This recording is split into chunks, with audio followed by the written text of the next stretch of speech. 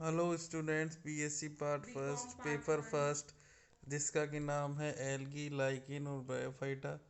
पिछले वीडियो में हमने हैबिटाट यानी कि एल्गी हम पढ़ रहे थे। तो पिछले वीडियो में हमने एल्गी के हैबिटाट यानी शैवालों के आवास के बारे में अध्ययन करा था।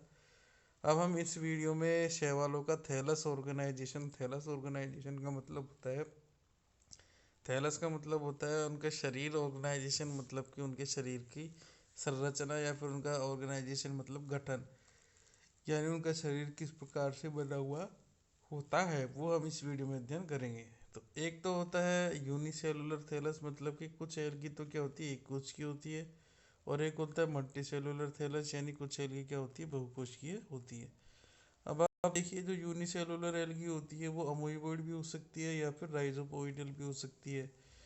अमोइबॉइड यानी कि उसकी शेप कैसी होगी, अमीबा की तरह होगी। दूसरी, वो फ्लैजिलेटेड भी हो सकती है, यानी उनमें फ्लैजिला यानी कशेरुकिका उपस्थित होंगे। तीसरी, वो नॉन फ्लैजिलेटेड भी हो सकती है, यानी कि उनमें कशेरुकिका अनुपस्थित हो सकती है। और चौथी, स्पायरल यानी कि इस तरीके से सर्पिलाकार एल्गी भी हो सकती है। मल्टी सेलुलर यानी बहुकोशिकीय एल्गी में हम सबसे पहले देखेंगे एग्रीगेशन एंड कॉलोनी को। फिर इसके बाद में हम देखेंगे सीनोबियम को। सीनोबियम भी दो तरीके की होती है, फ्लैजिलेटेड और नॉन फ्लैजिलेटेड। एक तीसरी नंबर पे होती है आपके फिलामेंटस टाइप की एल्गी। फिलामेंटस टाइप के भी आपके दो तरीके की होती है, एक तो अनब्रांच यानी अशाखित एल्गी, अशाखित, और एक होती है आपके ब्रांच्ड फिलामेंटस। फिलामेंटस में दो तरीके की हो गई, अनब्रांच फिलामेंटस और ब्रांच फिलामेंटस। फिर अब अगर आपके आगे हम देखेंगे कि ये जो ब्रांच फिलामेंटस है इसको भी आगे फर्दर डिवाइड कर दिया गया है। ब्रांच फिलामेंटस भी एक तो होता है सिंपल, एक तो होता है कैसा, सिंपल, एक होता है हेली हेटेरोट्राइकस, और एक होता है स्यूडोपेरेंट काइमेटस। स्यूडोपेरेंट काइमेटस को भी दो में बांटती है, एक तो यूनिएक्सियल और एक मल्टी एक्सियल। ये जो एग्रीगेशन और कॉलोनी होती है इसको तीन में बांट दिया, पामेलोइड, डेंड्रोइड और राइजोपोडियल।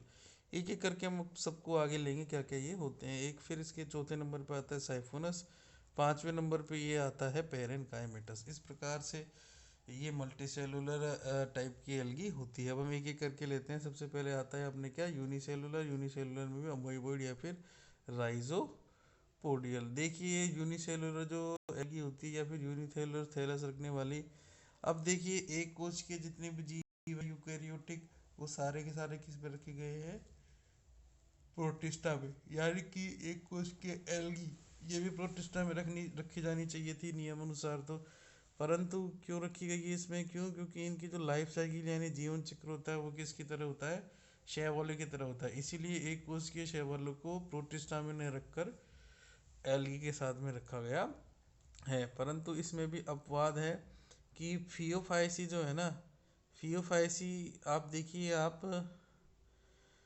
फियोफाइसी एक ऑल क्लासेज है यूनिसेलुलर एल्गी। मतलब फियोफाइसी जो शैवालों की क्लास है, इस फियोफाइसी क्लास में जितने भी मेंबर है वो सारे के सारे क्या है, मल्टी सेलुलर है।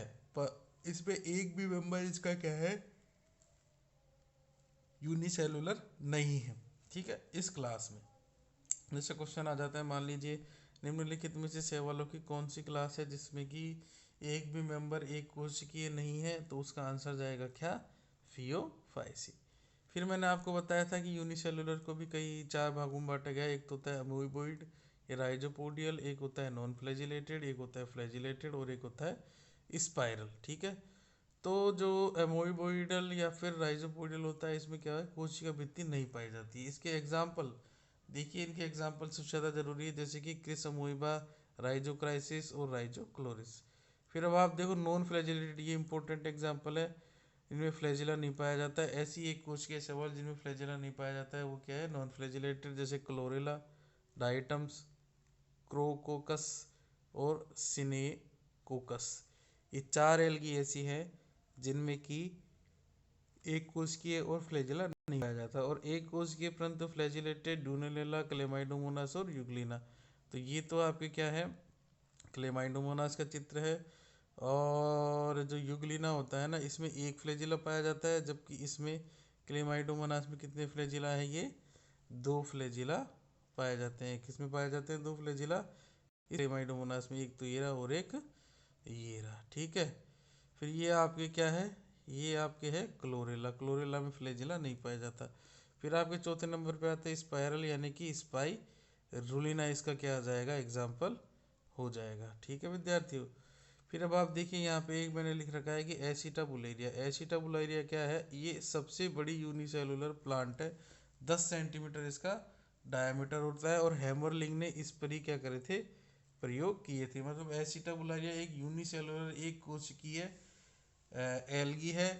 तो जितने भी प्लांट है, उन जितने भी प्लांट है उन प्लांटों में